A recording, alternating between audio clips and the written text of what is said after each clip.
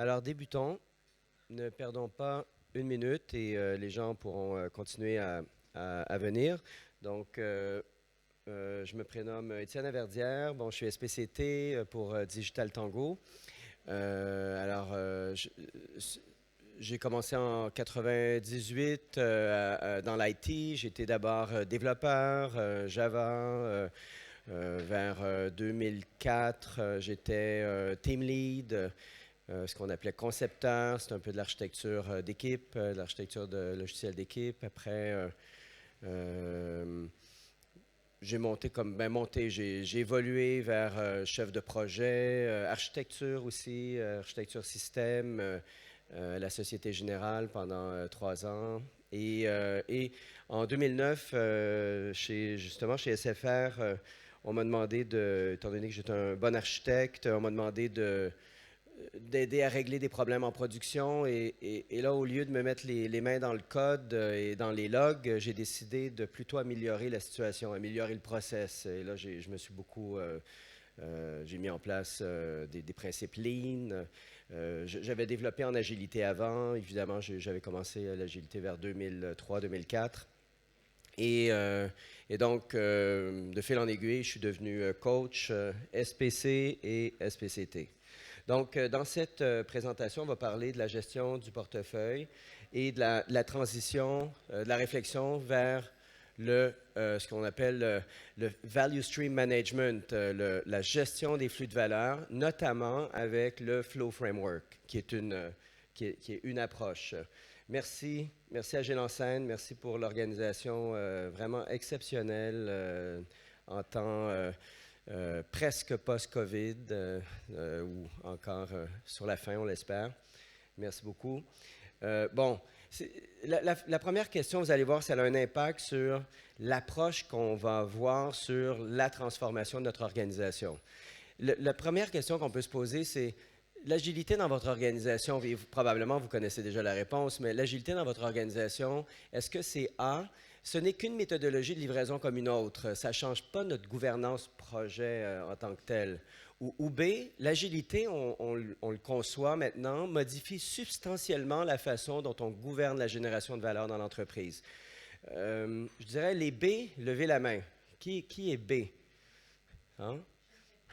Oui, on aimerait bien être B, d'accord? Je ne demanderai pas pour les A, donc j'assume que les A, c'est les autres, d'accord? Et c'est le piège de l'agilité, hein? C'est le piège de l'agilité de dire qu'on va faire l'agilité, c'est le petit projet qu'on trouve là-bas, hein? Et là, on est rendu agile, d'accord? Et c'est le début des problèmes, OK? C'est ça l'idée, c'est le début des problèmes. Donc, le value stream, le flux de valeur dans l'agilité, oui, on pourrait dire que c'est là, c'est présent, c'est même, on dit que notre priorité la plus haute, c'est de satisfaire le client à travers des livraisons rapides et continuelles de livraison d'un logiciel qui fonctionne. Donc oui, il faut livrer rapidement et livrer un logiciel fréquemment aussi, de quelques semaines à quelques mois, avec une préférence pour shorter timescale. Pour les petites durées, oui, absolument. Mais la vérité, c'est que qu'on soit agile ou non, le flux pour livrer un projet est parfois très ardu. Hein? Oui, les équipes livrent de façon itérative, mais le logiciel, à la fin, il prend quand même 6 mois. Hein? Dans le pire des cas, OK, ça peut arriver. Évidemment, la mise en place de l'agilité, du DevOps, sert à accélérer tout ça, mais il y a quelques années, ou encore aujourd'hui, on se retrouve souvent dans ce type de scénario. Bon, et c'est là qu'on doit se poser la question du value stream, du flux de valeur. C'est de comprendre l'ensemble du parcours d'une information, d'une demande de quelque chose, qui est une information, vers un produit terminé, livré, que le client consomme. Donc, le value stream, c'est l'ensemble des activités. Et ça, c'est la définition de SAFe, là, canonique, des personnes, des systèmes, de l'information et aussi du matériel qui permet de livrer de la valeur à un client. C'est le flux complet. Et si on fait une transformation SAFe en bonne et due forme, on sait que c'est la première chose qu'on doit identifier. C'est le flux complet de l'information dans l'organisation, de l'information vers le produit. Et ce qui est vraiment intéressant, c'est que le flux de valeur, apparent ou non, existe dans votre organisation. Il y a un flux de valeur, même si vous êtes en cycle en V. Le flux de valeur existe.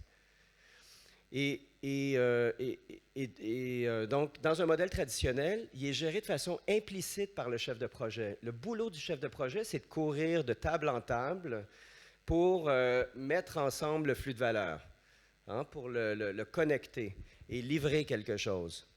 Et donc, ou bien les chefs de programme qui s'assurent de l'intégration des silos. C'est leur boulot principal. Et là, ce qu'on se rend compte, c'est qu'avec le COVID, les chefs de projet ne peuvent plus courir de table en table. Ils n'ont plus de machine à café pour créer les liens dans du value stream. Et on va voir que oui, ça a un impact.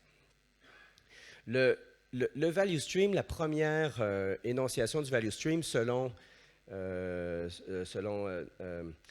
T. Johns, on va le retrouver plus tard, l'auteur de Lean Thinking, c'est à l'écriture du bouquin Lean Thinking. Okay? Mais j'ai vu qu'il y avait un article du Harvard Business Review de 1993 qui en parlait aussi, du même auteur, Daniel T. John. Et ça vient finalement de cette compréhension de Toyota. Ça vient de cette compréhension qu'une entreprise Lean doit d'abord comprendre la valeur livrée, c'est quoi le produit qui sort de l'usine, qui sort de l'organisation. On doit comprendre le value stream, le flux que ça prend dans l'organisation, le flux d'informations. On doit créer un flow, c'est le lean. On doit mettre un pull system, tirer l'information au lieu de la pousser et atteindre la perfection. Donc, ces concepts, c'est le lean qui a apporté tout ça. Okay? Donc, un exemple du pull system chez BMW, à la commande Internet, vous pouvez customiser une voiture entièrement et l'information va dans l'usine et ça prend de 2 à 6 semaines, tout dépendant de la configuration, pour avoir une voiture qui sort de l'usine pour votre configuration unique. Et en 2010, je lisais l'article, je n'ai pas eu d'autres informations, il y avait 9000 possibilités de configuration pour une voiture typique. 9000. Et ça s'est probablement amélioré depuis. Donc, l'évolution du value stream, c'est là qu'on voit Daniel T. John qui répondait à un post de Shalloway, une demande de Shalloway en 2020.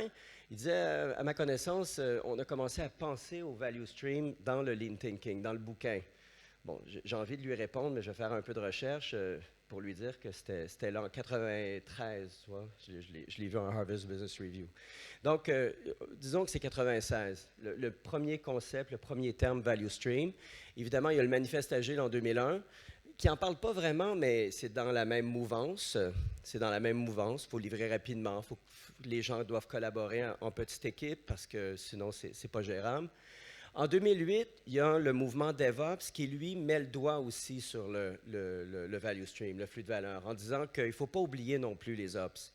Il faut connecter le dev et les ops parce que livrer de la valeur, ce n'est pas seulement un boulot de dev, c'est aussi un boulot d'ops. Et d'autant plus qu'il y a un mur entre les devs et les ops pour des raisons de sécurité, par exemple. Hein. On ne veut pas que les devs mettent eux-mêmes en production, donc on crée un aquarium et donc on crée un silo.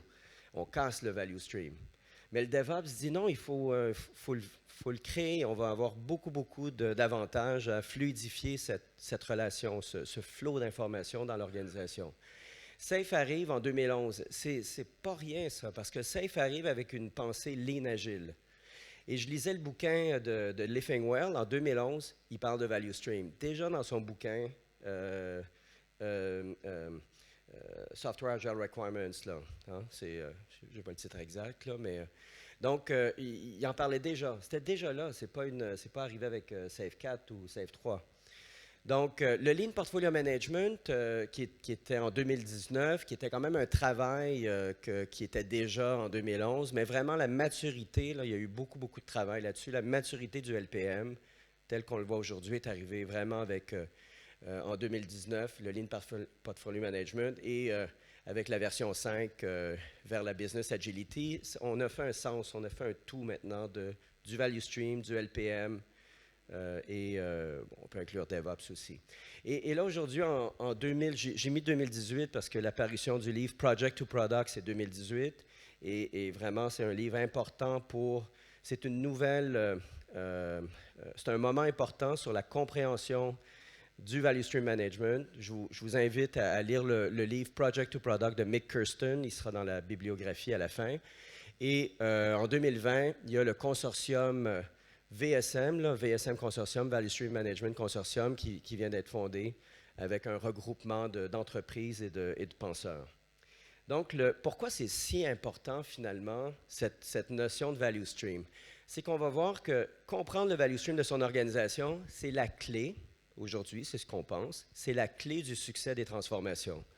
C'est ce que Mick Kirsten dit, c'est que la gestion des flux de valeur est arrivée à maturité car il est impossible de réaliser une transformation numérique, une transformation agile, lean agile, à grande échelle sans elle. C'est impossible. En anglais, Value Stream Management has come to age because it is impossible to large-scale digital transformation without it. Et c'est vraiment un moment important, okay, de réaliser cette idée. OK, puis on va le voir pourquoi. On va en parler pourquoi. Donc, lorsqu'on fait de l'agilité de projet, comme on l'a vu dans la version A, hein, est-ce que le projet, finalement, est-ce que l'agilité ne modifie pas vraiment la façon dont on fait les projets? Ça reste un projet, on fait juste le livrer en mode agile. L'approche, souvent, c'est qu'on forme et on coach une équipe à l'agilité en fonction du projet, puis je dirais même du type de projet. Hein. Il y a les matrices là, qui disent ces projets, on va les faire en agile, puis ces projets, on va les faire en cycle en V. Hein, il y a cette forme de matrice qui existe dans certaines organisations. Et là, on a l'impression d'avoir fait un bond de géant en disant, ben oui, c'est vrai, il y a des projets agiles, puis les autres projets, on va rester comme avant. OK? Et on règle les problèmes d'intégration au fur et à mesure qu'ils arrivent, hein, parce qu'on va y régler, ça va être facile. Donc, on va régler l'alignement multi-équipe. Ah oui, c'est vrai. Ah oui, ben, on va prendre Nexus, on va prendre LES, on va prendre Scrum of Scrum. L'alignement de l'architecture, des outils. Ah oui, il faut penser aux outils. L'infrastructure, la sécurité, les opérations, le DevOps, les RH, les financiers, les managers, la posture du COMEX, etc. Hein? Et là, c'est l'agilité bottom-up, émergente. Hein? On verra par la suite si c'est tenable, okay, cette approche. L'autre approche, c'est la business agility. C'est l'agilité, bon, je cherchais le terme, mais on va prendre le terme que Safe utilise, business agility. C'est d'abord d'identifier le flux de valeur de l'organisation. C'est le retour au lean. Comprends le produit qu'on fait, que vous faites ensemble. Comprenez après le flux de cette information pour créer ce produit. Réaligner les personnes autour de ce produit. L'ensemble des personnes autour des flux de valeur. Et on déploie, c'est là que Safe arrive, c'est qu'on déploie de façon incrémentale ces équipes, ces trains de solutions. On ne peut pas tout déployer, mais on a une stratégie de déploiement, okay? Principalement par train. Donc, on constitue les équipes d'équipe, techniques et business. On peut utiliser les team topologies, comme vous avez probablement déjà vu dans certaines conférences. Bon. Et là, je vais m'inspirer de l'article du white paper de Digital AI de Richard Nestor, Value Stream Management for the Digital Age, Accelerating Value Delivery and Delivery from Digital Transformation. Je m'en inspire, ce n'est pas exactement la même chose. Il y a 3 grandes composantes dont on doit faire attention lorsqu'on veut déployer cette stratégie de Value Stream Management. D'abord, c'est de comprendre les principes. C'est de comprendre les principes de l'agilité et du lean. C'est donc les 5 principes lean, l'agile, les 10 principes safe, lean agile. Par la suite, on doit travailler avec les personnes, organiser les personnes autour de la valeur, on l'a dit. Donc là, j'ai mis le lean portfolio management, le réseau des flux de valeur, le flux de valeur, les trains de solutions, les trains, les équipes agiles, en Scrum, XP, Kanban, Scrumban, Flow Team, peu importe. On doit s'organiser. Puis la loi de Conway, c'est-à-dire que les impacts qu'on met sur les organisations, les modifications qu'on fait sur les organisations ont un impact sur les architectures, sur les produits. Tout ça est équilibré. Okay? Quand on bouge les personnes, on bouge aussi les architectures. Okay? Et après, le troisième point qui est important, c'est les outils et la technologie. Parce que le value stream, on doit le gérer maintenant, on doit le manager. Et pour le manager, aujourd'hui, ce qu'on doit faire, c'est qu'on doit le voir, on doit le visualiser avec des outils.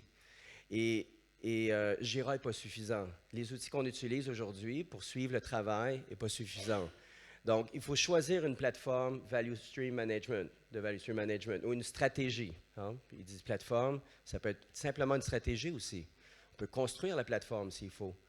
Et extraire les KPI, les métriques, et mettre en place cette gouvernance du flux de valeur. Et là, il y a plusieurs approches techniques pour voir ce flux de valeur et pour le gouverner.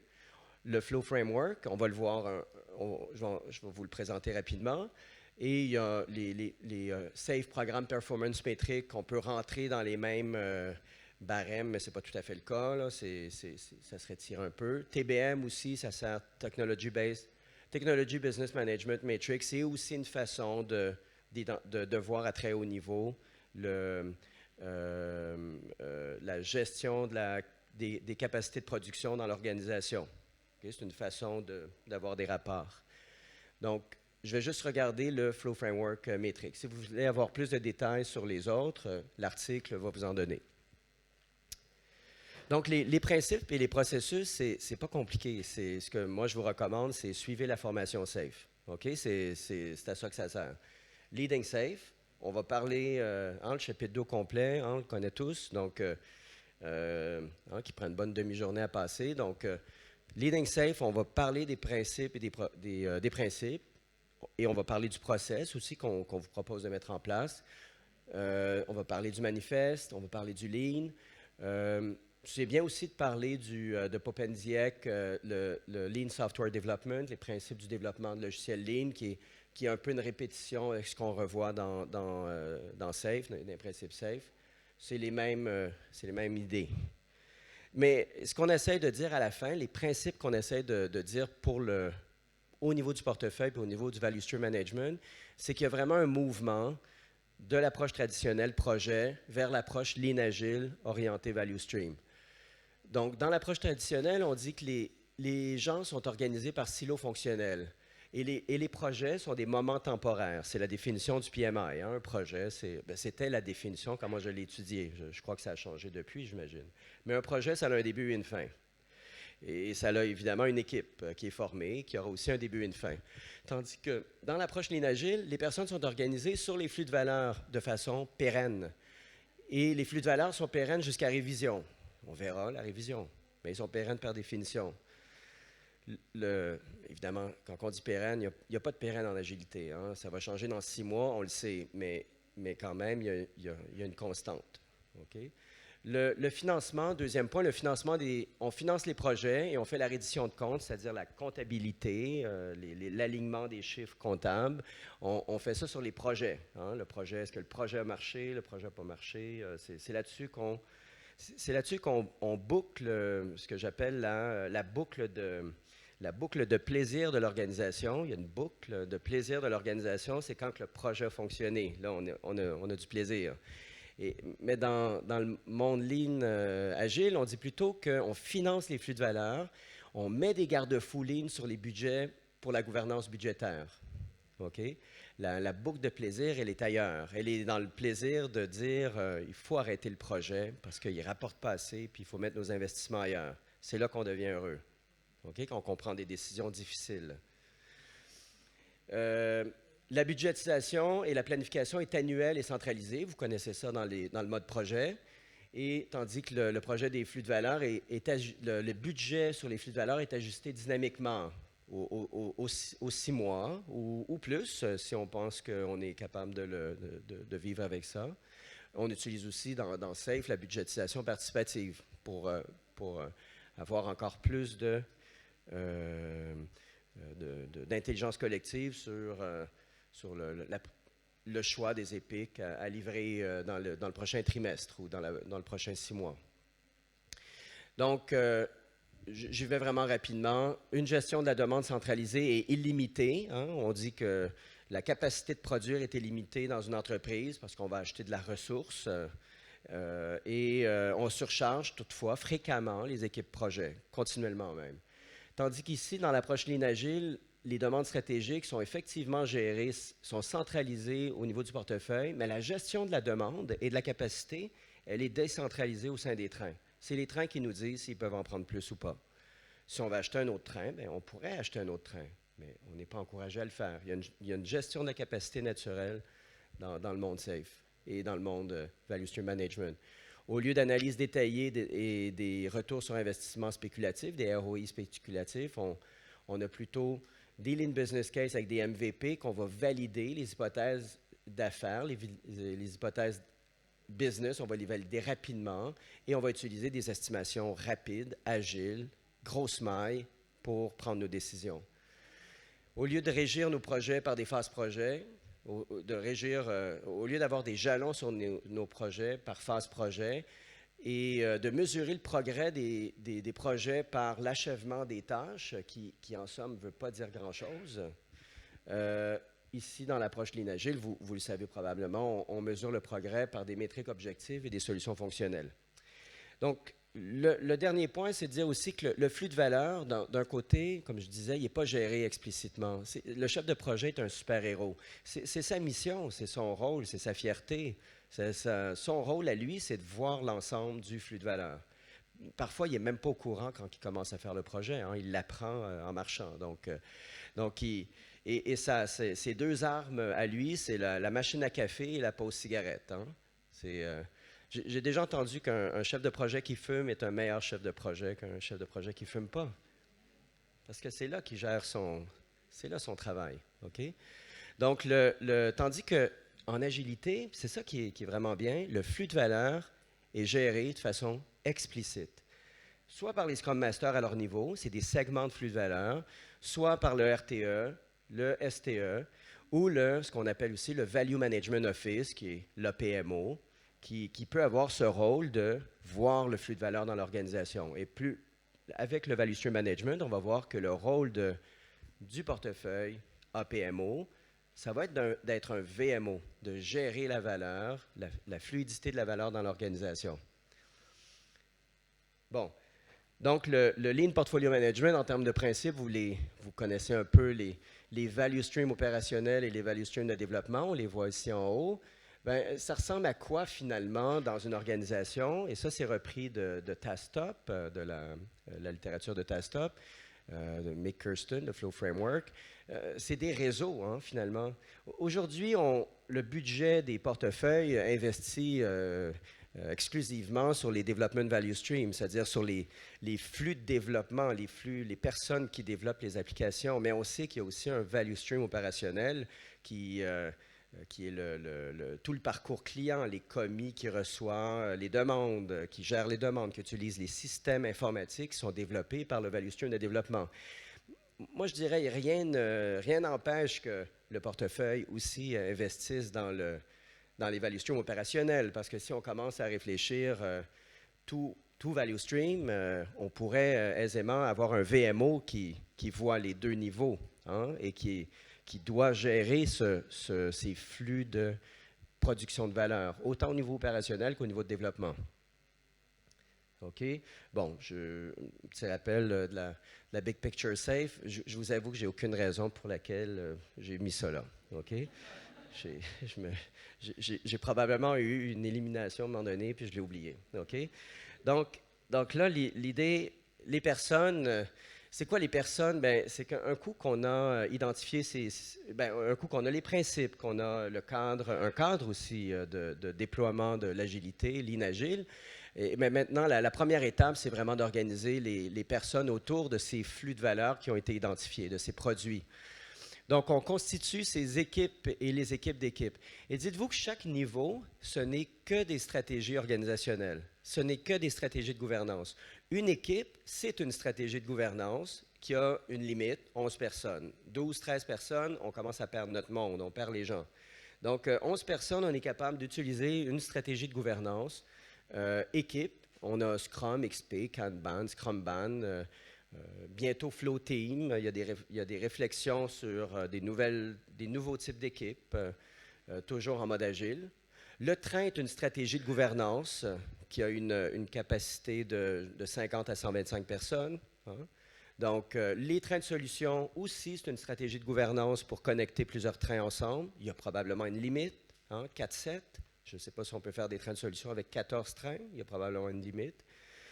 Après, on a le flux de valeur lui-même. On a des réseaux de flux de valeur, probablement, des segments de flux de valeur qui se connectent entre eux. On a vu chez Orange, par exemple, que c'était plutôt des réseaux de flux de valeur à la keynote ce matin. Et on a le Lean Portfolio Management. D'accord? On pourrait déjà dire qu'on est toujours dans un réseau de flux de valeur dans la mesure où on a toujours deux value streams, un opérationnel et un développement, en tout cas en général. Hein? Donc, on est toujours dans une relation de réseau. Les team topologies nous servent beaucoup. Le domain-driven development nous sert beaucoup. Le domain-driven development, c'était déjà une intuition des value streams d'une certaine façon.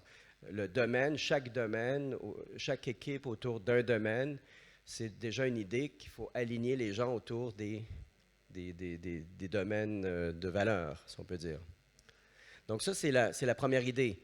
Okay? Donc, c'est les personnes. C'est énormément de travail, évidemment. Tout ça bouge. Okay? Je l'ai noté dans la première slide, mais après, la loi de Conway explique que les gens qui font des systèmes ont tendance à créer des systèmes qui sont des réflexions de leur propre organisation. Si on a 3 équipes qui travaillent sur un système, le système risque d'avoir 3 composantes.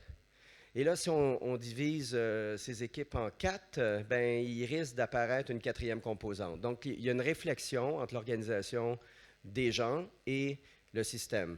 Et inversement, les systèmes qu'on construit impactent l'organisation des personnes. Donc là, maintenant, on va parler des outils. C'est la 3e partie, les outils. Et évidemment, c'est toujours particulier de parler d'outils. Il y a toujours le réflexe agile de dire les individus et les interactions plus que les outils et les process. Okay? Ça, je l'ai dans la tête à toutes les fois que je fais une réunion avec quelqu'un qui me parle d'outils. Ou je l'ai dans la tête aussi quand moi, je parle d'outils. Okay? Donc, mais les outils commencent, on va voir que si on veut gérer, voir l'information invisible qui passe dans les organisations, on a besoin de sondes, on a besoin d'outils qui vont être capables de suivre cette information, d'accord, de structurer cette information. C'est la proposition du Value Stream Management. Ça ne peut pas se gérer seulement par des personnes ou par des processus et des principes. Donc, j'ai mis le Forrester Quadrant qui montre certains joueurs, hein, les joueurs les plus importants. Et le but vraiment, c'est des plateformes VSM, c'est de répondre à ces questions toutes simples. Pourquoi l'IT me coûte 20 millions et livre seulement 5 millions de nouvelles valeurs? Hein, ça, c'est vraiment quelque chose que j'ai entendu d'un sponsor qui parlait au PMO, qui dit « Je t'ai encore donné 20 millions cette année et tu me donnes encore 5 millions. Qu'est-ce que tu fais avec le reste? » Okay? C'était aussi simple que ça, puis c'était dit avec des termes plus crus. Okay? Et en plus, pourquoi cette tendance est à la baisse? Pourquoi c'est pire que l'année dernière? Okay? Pourquoi c'est pire? Et pourquoi c'est si long pour livrer une nouvelle composante? Et pourquoi c'est pire que l'année dernière? Et est-ce qu'on gère correctement les risques et la dette technique efficacement? Est-ce qu'on la gère? Souvent, la réponse est non, parce qu'on vient de se faire hacker, puis on a 20 millions à payer en problèmes divers. Hein? Est-ce qu'on l'a géré? Ben non, on ne l'a pas géré. OK. Donc, c'est à ça que ça va servir. Donc là, le Flow Framework, je saute tout de suite sur cette introduction au Flow Framework, parce que le Flow Framework, c'est facile à comprendre. C'est ultra facile à comprendre. Et un de mes clients qui était Cascade, j'en ai parlé ce matin pour la transformation, Mario vient me voir, c'était le lead du PMO. Mario vient me voir, puis on fait des usines. C'est des usines qui font du papier, là. Tu sais, c'est pas des... c'est simple, là. Tu vois, les sponsors sont simples, là. j'ai 4 camions à vendre. Là. Tu vois, c'est des trucs simples. Et là, le sponsor vient voir Mario. Il dit, bon, j'ai une question super simple à te compter, à te demander. Tu te rappelles, il y a 3 ans, je t'ai demandé, je te donnais 20 millions, puis je t'ai demandé, qu'est-ce que tu fais avec les 15 autres millions? Qu'est-ce que tu fais avec les 15 autres millions? Là, Mario ne savait pas trop quoi dire, puis il a dit, ben, je ne sais pas encore, mais j'ai lu dans un bouquin que si on mettait l'agilité, ça allait améliorer les choses. OK? Donc, il a créé un écran de fumée, puis là, il a dit, attends la transformation. Et donc, il a fait la transformation, il nous a appelés, on a fait une transformation safe. Et là, le sponsor est revenu avec une autre question. Il dit, j'ai compris maintenant qu'on parle en points, OK? J'ai compris qu'on parle en points. Donc, là, si je comprends bien, ton train, il livre 20 000 points par année, hein? C'est ça? Mais quand je fais le calcul des fonctionnalités que tu m'as livrées, il y en a juste 5 000. Tu fais quoi avec les 15 autres 1000 points? Ça, c'est... Et là, Mario, il m'appelle, puis c'est une question super simple, ça se dit en 2 phrases. Hein? C'est qu'est-ce que tu fais avec les autres? Puis là, on vient de terminer la transformation, ça fait 8 mois, on est content, on s'est applaudi, puis là, tu as le sponsor qui pose la même question. Et là, je finissais le livre de Mick Kirsten, Project to Product. Et vraiment, c'est un livre important pour des très bonnes raisons. Et ce qui dit finalement, Mick Kirsten, c'est qu'il y a 4 choses essentiellement qu'une organisation livre. Des nouvelles fonctionnalités, ce qui fait plaisir aux business owners. De la correction d'anomalies, on corrige la valeur qu'on a livrée. Une réduction de la dette technique. Hein, vous vous rappelez le projet, le système SAP qu'on n'a pas maintenu, puis à la fin c'était immaintenable, puis on était incapable de rien livrer parce qu'on n'avait pas corrigé la dette technique. On s'en rappelle de ça. Donc, il y a un certain pourcentage à la correction de la dette technique. Et évidemment, la réduction du risque est de plus en plus important. Hein, maintenant qu'on a des très gros risques de hacking dans les banques, les domaines, les industries stratégiques, l'énergie, l'information. Okay, réduction du risque qui permet de veiller aux risques de sécurité, aux différentes vulnérabilités. Donc, j'ai dit finalement, c'est ça qu'on livre, c'est ça que vous livrez. Et il a dit, ben oui, c'est vrai, on va le suivre dans Jira. OK, on va regarder ça dans Jira. OK, c'était sa première réponse. Donc, je vais vous montrer un peu plus tard comment on a poursuivi cette conversation. Donc, le Flow Framework, finalement, c'est de comprendre d'abord qu'il y a une distribution dans une organisation, dans un flux de valeur, dans une solution, dans une équipe, il y a une distribution du travail. Il y a une certaine pourcentage d'efforts qu'on met dans de la génération de nouvelles valeurs, un pourcentage qu'on met dans de la réduction de la dette technique, dans de la correction d'anomalies et dans de la réduction du risque. Ça, c'est la première chose, c'est la première information qu'on voudrait savoir. Après, étant donné qu'on a étudié Lean, bien là, c'est facile. On peut dire, c'est quoi la vélocité? C'est quoi le nombre d'items qu'on livre de chaque catégorie par itération, par PI, par mois, par année? Hein? On peut connaître cette vélocité, c'est une donnée intéressante. Ce que Mick Kirsten explique, c'est qu'il faut s'entendre sur une grosseur. On ne va pas calculer les tâches, on va calculer, ça peut être le niveau de la fonctionnalité ou le niveau du gros bug. Ils se font une grosse maille, une idée des grosseurs de ce qu'on calcule. Après, c'est l'efficience du flux. Ben, dans le fond, je vais suivre les slides. Donc, la distribution du flux, c'est de savoir qu'est-ce qu'on a livré. Quand on a livré 16 items, c'est quoi le pourcentage des features livrées, des défects, des risques et de la dette? Ça, c'est une donnée importante. Deuxième donnée, c'est la vélocité. Combien qu'on a livré? Bien, on a livré 12. On peut aussi dire 12 de dette, etc. C'est une information, une vélocité complète. Ça peut être l'équipe, comme je vous disais. Ça peut être le train, le value stream. Tout ça, on peut le voir à plusieurs niveaux. L'efficience du flux, c'est de dire, lorsqu'on regarde la tâche ou la fonctionnalité avancée dans le value stream, est-ce qu'elle avance tout le temps ou parfois elle est bloquée? Elle est en attente de quelque chose, elle est bloquée. Bien, ça s'appelle l'efficience du flux. Le flux est efficient s'il y a moins de délai dans ce flot d'informations, dans ce flot de travail. Okay? C'est le pourcentage entre les modes actifs et les modes en attente. Et tout ça, on est capable de l'avoir, notamment dans Jira. On le sait quand la tâche est bloquée, quand ça n'avance pas. Okay? Et l'avant-dernière donnée, c'est la durée du flux. C'est l'équivalent d'un lead time, okay? Le temps de la prise en compte jusqu'à la livraison. Le Flow Framework apporte une petite distinction en ne comptant pas le temps d'attente dans la pile, le temps d'attente dans le backlog. Lorsqu'on débute le travail, ça prend combien de temps pour le livrer? Il y a une relation, évidemment, assez étroite entre l'efficience et la durée du flux. Et la dernière statistique, c'est la charge du flux. Le dire simplement, c'est le WIP. Okay? C'est le WIP, c'est le Work in Progress, ou Work in Process. Okay? C'est le nombre d'items qu'on fait en même temps, qui sont ouvertes en même temps. Encore une fois, c'est équipe, train, value stream. Donc, ce que le Flow, ça c'est les concepts du Flow Framework. Donc là, Tastop, qui a inventé ce concept, le Mick Kirsten, qui a écrit Project to Product, c'est le CEO de Tastop. Donc Tastop, ils ont dit, le concept est incroyable et très, très, très bon. On va construire une plateforme de business intelligence qui va être capable de se connecter sur l'ensemble des sondes de votre organisation, de vos petits produits, de Jira, de ITSM, de Azure, de GitHub, et qui va être capable de calculer ces petites données, ces petites métriques.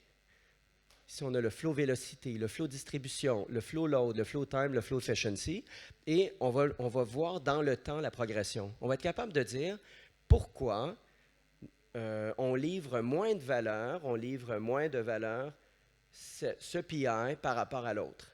On va être capable de dire, c'est parce qu'on a décidé de gérer plus de risques. On va être capable de dire, c'est parce qu'on gère plus de dettes techniques. Et aussi, on va être capable d'identifier les problèmes potentiels. Pourquoi on ne gère plus de dettes techniques depuis 5 mois? Pourquoi on ne gère plus le risque depuis 2 PI? Et de régler le problème rapidement. Donc, ça, c'est Tastop de Mick Kirsten. Donc, Mario, chez Cascade, j'y ai présenté Tastop. C'est un investissement important. Ils ont une équipe qui font du big data, Power BI. Il a dit, nous, ce qu'on veut finalement, c'est la distribution du flux. Moi, je veux simplement répondre à la question de mon sponsor. Qu'est-ce que je fais avec les autres 15 millions? Qu'est-ce que je fais avec les autres 15 millions? Il y a 33 de valeur créée. Il y a 33 de correction de bugs. J'ai 15 de dette technique. La dette technique, c'est notre projet SAP qu'on est en train de mettre en place pour nos 100 usines. Et il y a 3 de gestion du risque. Donc, monsieur le sponsor, qu'est-ce que je dois enlever pour te livrer plus de valeur? OK? Bon. Donc, pour arriver à ce rapport, ça a été plus compliqué que d'aller chercher l'information dans Jira. Parce que le Jira ne couvre pas l'ensemble du flux de valeur. Dans leur contexte, pour Cascade, ils utilisent aussi la suite ITSM de Atlassian pour la gestion des tickets. Donc, quand ils ont commencé leur premier rapport basé sur Jira, ils généraient de la valeur à hauteur de 75 %, la correction des bugs était 20 % etc. Et ils étaient prêts à présenter le rapport, c'est l'information qu'il y avait. Mais ils se sont rendus compte que ça ne matchait pas avec les feuilles de temps.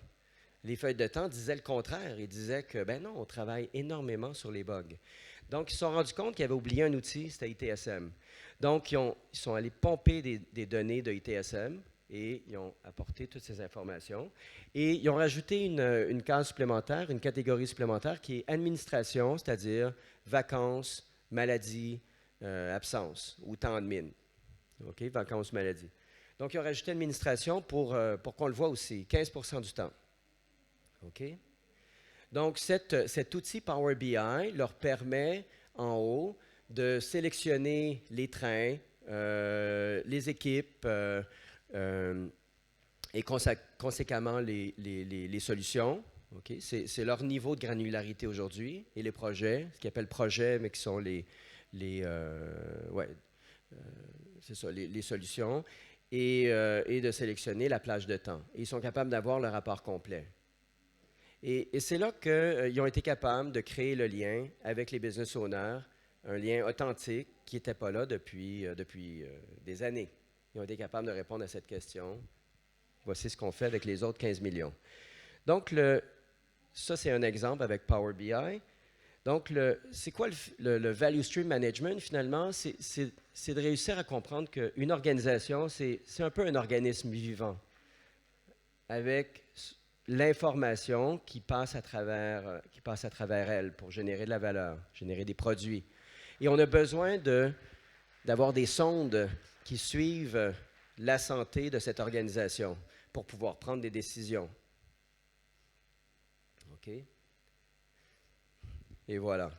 Donc, bon, une dernière slide, c'était une meilleure définition de la répartition. C'est une autre slide de cascade. OK? Donc, il donne la définition ici. Administration, défects, valeurs, dettes techniques et risques. Vous pouvez prendre une photo. Probablement que les slides seront disponibles. Donc, le camembert est différent parce que c'est un autre scope. C'est probablement le scope complet de l'organisation, tandis qu'avant, c'était un scope sur une équipe ou un train. Donc pour terminer, en résumé, lorsqu'on fait une transformation bottom-up agile, les avantages, évidemment, c'est que les investissements sont minimaux. Hein? On engage un coach, 7 personnes, on va avoir un peu d'agilité sur l'équipe d'ici quelques mois. Les changements sont faciles à mettre en place. On va garder notre structure projet, le financement va être identique, à peine différent. La structure managériale, on ne la change pas. Les rôles sont pratiquement identiques. Hein. Scrum Master / chef de projet, hein, c'est le rôle qu'on cherche / PO. Hein, on est rendu agile. Hein. Mais les défis, le défi est important parce qu'on va renforcer, parce qu'à terme, on renforce les silos politiques. On a une équipe agile et l'autre n'est pas agile. On a un département qui est plus agile, l'autre pas agile. Comment on peut les faire collaborer? Tu as été agile sans moi, donc je ne serai pas plus agile. Hein? C'était ta décision. Pourquoi tu m'en as pas parlé à l'époque? Hein? Il y a un plafond de verre managérial. Hein? À un moment donné, ils ne sont même pas au courant qu'on fait de l'agilité dans les équipes. Méthodologique et financier. Hein? On n'a averti personne, finalement. On a fait de l'agilité d'équipe. Mais la conséquence est grave parce qu'il y a un essoufflement de la transformation, essoufflement aussi des équipes, essoufflement des coachs qui peinent à transformer. Il n'y a pas de soutien du leadership, aucun. Ils n'ont même pas été avertis. Puis dans le pire des cas, il y a des tensions politiques supplémentaires entre le groupe agile et le groupe pas agile. Okay? Puis là, le groupe pas agile, il dit, je vais prendre un autre cadre que le tien, okay? Parce que ton cadre n'est pas bon. Moi, j'ai vu ça, transformation safe, puis à côté, ils font une transformation DAD parce que ce n'était pas son idée. Okay? Mais si on fait un top-down à l'approche safe, c'est identification des flux de valeur, réalignement des personnes, déploiement incrémental des équipes. L'avantage, c'est qu'il est obligatoire d'avoir le support et aussi de former le leadership. C-level, senior director. Préparer le déploiement, ça prépare le déploiement du LPM et du Value Stream Management.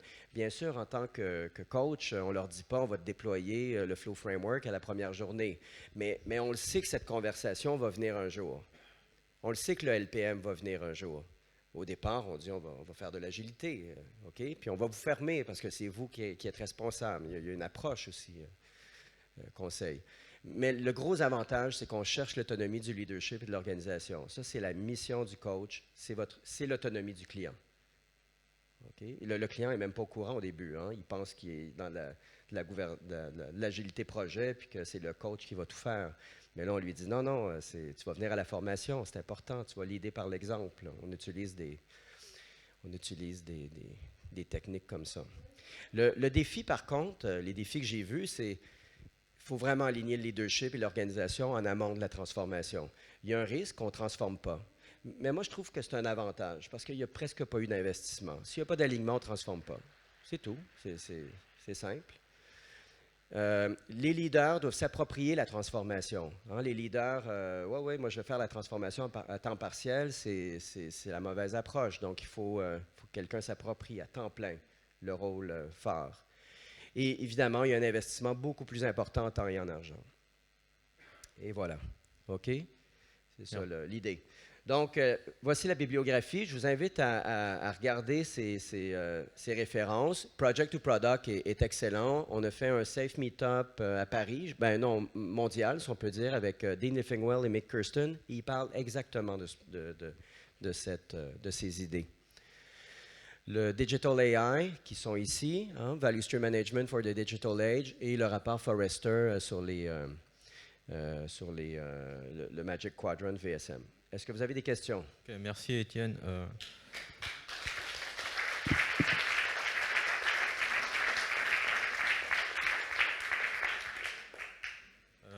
Alors, il n'y a plus le temps, mais on peut essayer de prendre quand même 2 questions, s'il y en a. Okay. J'ai peut-être loupé un moment. L'origine du Flow Framework C'est Mick Kirsten. L'origine du Flow Framework, c'est Mick Kirsten en 2018 qui a publié un livre il a fait une thèse de doctorat sur BMW et il a vu finalement que chez BMW, il y avait une compréhension parfaite du flux de l'information, du flux matériel dans leur usine. Et lui, quand il a regardé le domaine informatique, il a dit on est à des années-lumière de ça. Les voitures sont en avance sur l'informatique. C'était une thèse de doctorat. Et il était chanceux parce qu'il s'est rendu compte que son entreprise créait des plugins pour connecter l'ensemble des applications. Jira avec Azure, c'est une entreprise de plugins. Et donc, il s'est dit, ben, on a tous les plugins pour se connecter à l'ensemble de l'écosystème de l'organisation et de créer un dashboard unique qui voit l'ensemble du data dans l'organisation. J'ai une question en ligne. Oui. Dans un des exemples donnés, le pourcentage d'allocation du flux est-il exprimé en items ou en temps passé? Quelle question? C'est pas précisé, mais je pense que c'est... Répétez la question, s'il vous plaît. Le pourcentage d'allocation du flux est-il exprimé en items ou en temps passé? Ah oui, OK, c'était Flow Efficiency ici. Hein? Si c'est Flow Efficiency ici, c'est en temps. C'est le délai. Le délai d'attente et le délai d'activité. Ça serait ça pour l'efficiency dans le contexte de l'efficiency. Ok, merci beaucoup. Bon, on n'a plus le temps, on a le prochain intervenant qui est là. Est-ce que peux-tu mettre le rôti, s'il te plaît? Rôti. Merci Étienne. Merci à vous.